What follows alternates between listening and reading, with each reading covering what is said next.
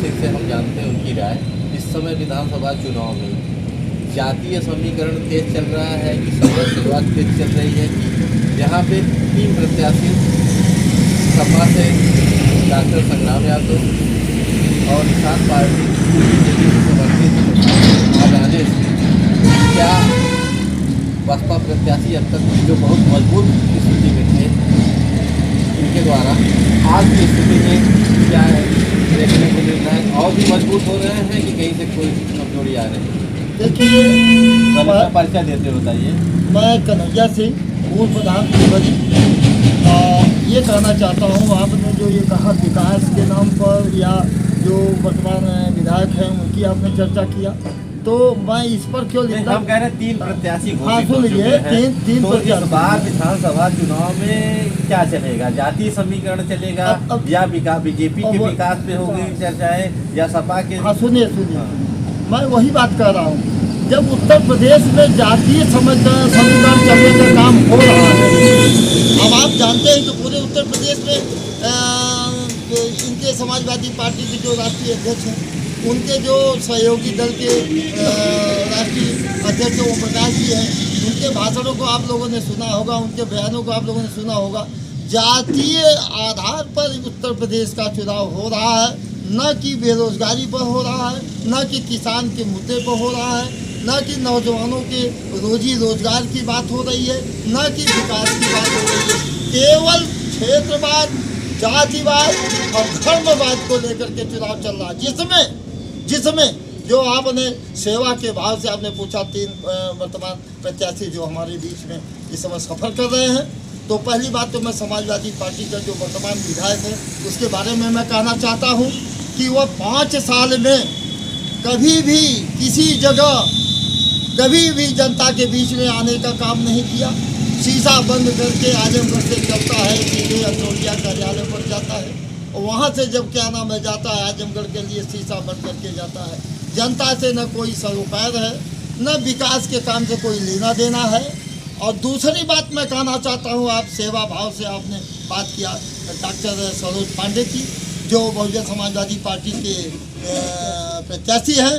मैं उनके बारे में कह देना चाहता हूँ, जब पूरा उत्तर प्रदेश कोरोना काल से जूझ रहा था, तब डॉक्टर सरोज पांडे कोरोना काल में लोगों की, मरीजों की सेवा करने का काम कर रहे थे। गांव-गांव में जाकर के जो है उन्होंने दवा बांटने का भी काम किया है। और जो तीसरे उम्मीदवार की बात करते हैं, जिनके चेहरों को लोगों ने नहीं देखा, निषाद पार्टी जो भाजपा से समर्थित उम्मीदवार प्रशांत सिंह हैं, जिनके बारे में अतरौलिया की जनता न उनके चेहरे को देखी है, न उनके बारे में कोई राजनीतिक उनका कोई भविष्य है, न कोई जो है सेवा भाव है। केवल वह पैसे के बल पर जनता को बरगलाने के लिए आ गए हैं। लेकिन जनता बहुत होशियार है, हर जात विशेष की जनता होशियार है।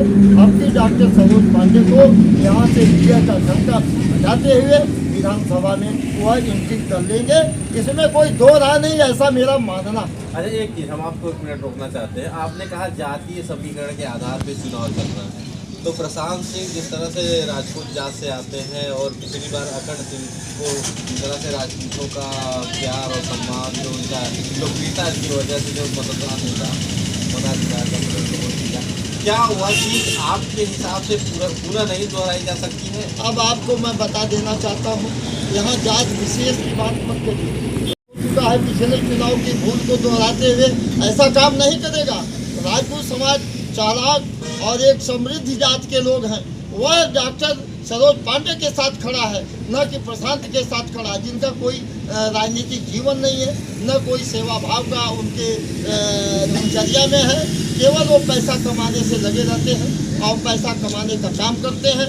और जो यहाँ का प्रत्याशी है, विधायक प्रत्याशी है, ऐसा सुनाई देता है, लोगों की ये आवाज़ है कि उन्होंने इनको टिकट दिलाने में भी ज़्यादा सहयोग भागीदारी रही। अच्छा, इस बार विधानसभा चुनाव में अतरौलिया से सबसे मजबूत कैंडिडेट आपको कौन दिखाई दे रहा है? अब आपको, जैसे आप किसी का प्रचार कर रहे हैं, सपोर्ट कर रहे हैं, इस बात पे नहीं, जो नहीं, वही चीज़ बताइए। नहीं, मैं आपको जो सच्चाई से बयान करता हूँ। आप ये जो लहर चल रही है सरोज पांडे की, आप बहुजन समाजवादी पार्टी की, जनता त्रस्त हो चुकी है। क्योंकि आपको पता होगा कि यहाँ से समाजवादी पार्टी जब भी हारने का काम करती है तो वह बहुजन समाजवादी पार्टी से ही हारने का काम करती है। और आज यहाँ का माहौल बन गया है, लोगों में ये जागृति है, चाहे वो राजपूत समाज का हो, चाहे वो ब्राह्मण समाज का हो, चाहे वो निषाद समाज का हो, चाहे वो वर्मा समाज का हो, चाहे वो राजभर समाज का हो या अन्य किसी भी समाज का हो। अब आपको मैं बता देना चाहता हूँ, हर समाज के लोग एक बीड़ा उठा लिए हैं, डॉक्टर सरोज पांडे को जिताने का काम कर रहे हैं। 2 दिन से प्रत्याशी 2 दिन पहले से कुछ और हवा रही, लेकिन 2 दिन में क्या परिवर्तन हुआ? इसके 2 दिन पहले जैसे जब तक प्रत्याशी बीजेपी का घोषित नहीं हुआ तो उसके पहले लोगों ने कहा बीजेपी का कैंडिडेट आ जाएगा तो हम बताएंगे कि जैसे सवर्ण जाति के लोग जो सामान्य जाति से बिलोंग करते हैं, जैसे ब्राह्मण था, उन्होंने यही बताया कि अगर बीजेपी का कैंडिडेट अगर अच्छा आता है तो हम उसको देख करके ही तब निर्णय लेंगे कि हम बसपा में वोट करेंगे कि नहीं। इस पर आप ही कह रहे हैं? भाई मैं यही बात तो आपको बता देना चाहता था, मैंने आपको पहले ही बता दिया कि जिनका कोई समाज का कोई वो नहीं रहा है, न कोई उनका सेवा भाव रहा है, न जिनका कोई राजनीतिक जीवन रहा है, केवल पैसे के बल पर टिकट लेकर के जनता के बीच में आ जाएं और कह दें कि हम चुनाव जीत रहे हैं निषाद पार्टी से, जिनका मतलब कहीं कोई नामो निशान नहीं है। और जो आप कहते हैं कि ये हवा बदल गई, अब आपको मैंने बताया ये जनता इंतजार जरूर कर रही थी कि किसी ऐसे जाति को मिलेगा जो राजनीतिक जिसका जीवन होगा। एक चीज हम पूछना चाहते हैं, इस बार विधानसभा चुनाव में किस पार्टी में आमने सामने टक्कर होने की उम्मीद है? अब आपकी जैसे बसपा बहुजन समाजवादी पार्टी और सपा या बीजेपी का जो बदल समर्थित प्रत्याशी है, इसमें दूसरी मैं मान रहा हूँ आपके हिसाब से बीएसपी प्रथम स्थान, आपके हिसाब से तो उसमें सेकेंड रनर कैंडिडेट कौन हो सकता है? बीएसपी का मतलब बीजेपी का हो सकता है या सपा? देखिए हमारा जो अपना मानना है, बहुजन समाजवादी पार्टी एकदम सीधे आप समझिए, चुनाव तो अभी 7 मार्च को होने हैं, लेकिन आपको मैं बता देना चाहता हूँ कि बहुजन समाजवादी प्रत्याशी डॉक्टर सरोज पांडे बाराबंकी के आगे जा चुके हैं, ये आपको मैं बता दे रहा हूँ। वहाँ लखनऊ से दूरी बहुत कम रह जाती है, विधानसभा में वह पहुँचने वाले हैं। और जो सुनिए मैं बता रहा हूँ आपको, जो और प्रत्याशी हैं वह जो बहुजन समाजवादी पार्टी उनसे बहुत आगे जाने का काम कर रही है। और समाजवादी पार्टी और भारतीय जनता पार्टी का जो है मिश्रित उम्मीदवार प्रशांत जी, उनके बीच में लड़ाई हो रही कि वो लोग दूसरे नंबर पर रहेंगे, तीसरे नंबर पर रहेंगे, ये मैं उसके बारे में नहीं जानता। नंबर किसी को नहीं देना चाहते, वो जो उन लोगों के बीच की लड़ाई है, अब कौन आता है दूसरा नंबर, कौन तीसरा नंबर जान आएगा, ये अब वो लोग जानते हैं। हम तो पहले नंबर के हैं और पहले नंबर पर हम विधानसभा में एंट्री करने जा रहे हैं।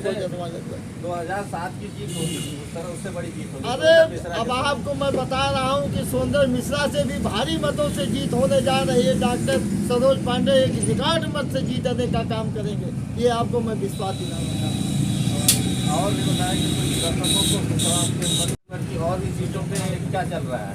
देखिए जो है आजमगढ़ की जो बात है, 10 विधानसभा सीटें हैं, हम समझते हैं हमारे बगल में ही आप ले लीजिए, फूलपुर में आप ले लीजिए, वहाँ से हमारे बहुजन समाजवादी पार्टी के जो है वहाँ से रौला के प्रमुख वर्तमान प्रमुख शकील अहमद जी हैं, वो भी जो है भारी मतों से जीतने का काम कर रहे हैं। उसका वजह है कि समाजवादी पार्टी और भारतीय जनता पार्टी में आपस में ही लड़ाई हो रही है। उस लड़ाई का फायदा हमारे बहुजन समाजवादी पार्टी को होगा। और यहीं बगल में आपका गोपालपुर है, गोपालपुर में हमारे उम्मीदवार बहुजन समाजवादी पार्टी के उम्मीदवार है, जो वो भी भारी मतों से चुनाव जीतने का काम करेंगे। इससे आजमगढ़ से यही लग रहा था सपा के घर में इस बार बीएसपी भारी मतों इस समय जो है बीएसपी यहाँ से बहुत भारी मतों से जीतने का काम करेगी। 10 विधानसभा में मैं समझता हूँ कि जो है 10 विधानसभा जीतने का काम करेगी।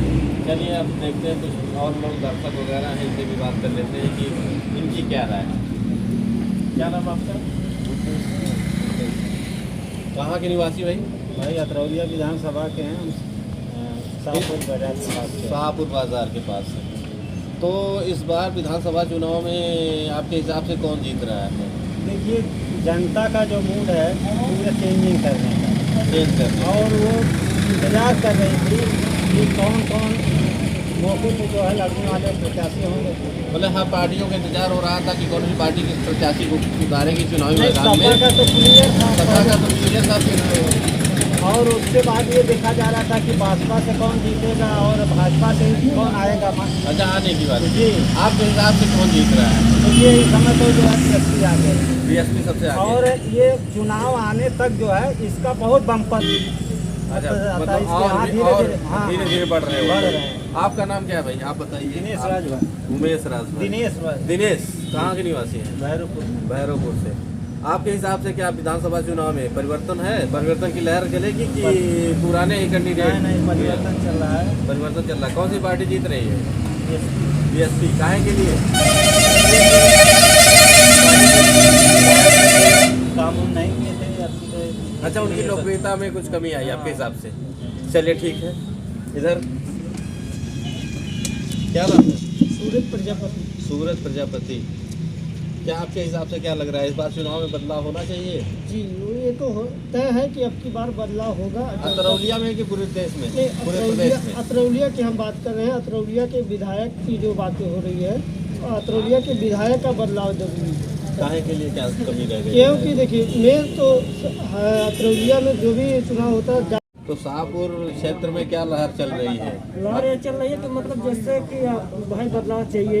जैसे हमारे जो विधायक यहाँ पे हैं डॉक्टर संग्राम यादव, वो सिर्फ मतलब जात मार देते हैं। कभी जैसे वोट लेना रहता है तो बैकवर्ड सिर्फ उनको याद आता है, कोई मर गया तो उनके घर जाते हैं। उसके बाद विधायक रहने पर कभी घर किसी के नहीं जाते हैं, अपने क्षेत्र में नहीं जाते हैं। तो मतलब अच्छा, क्षेत्र भ्रमण उनके द्वारा नहीं किया नहीं, जाता? खाली जैसे आप यादव लोग काफी खाली यादव वर्ग में जाके बैठे। इसी वजह से उनसे आप और नाराज बाकी हैं। किसी जात और से नहीं। विकास तो उन्होंने बहुत किया होगा। विकास तो किया ठीक है, लेकिन अपने क्षेत्र में तो कम से कम जाना चाहिए भाई। क्षेत्र में सबके क्या है? सबके दुख दर्द को बांटने का काम करना चाहिए। और आपको क्या लगता है पूरे प्रदेश अब इस बार किसकी सरकार बनेगी? इस बार बीएसपी की बनेगी। बीएसपी की सरकार बननी चाहिए। बीएसपी की सरकार में बहुत अच्छाइयाँ थी, क्या अच्छाइयाँ थी आपको लगता है पहले से? अच्छा ये है कि मतलब प्रशासन व्यवस्था अच्छी थी, जांच वाट नहीं होता है पहली बात। प्रशासनिक व्यवस्था उसकी अच्छी थी।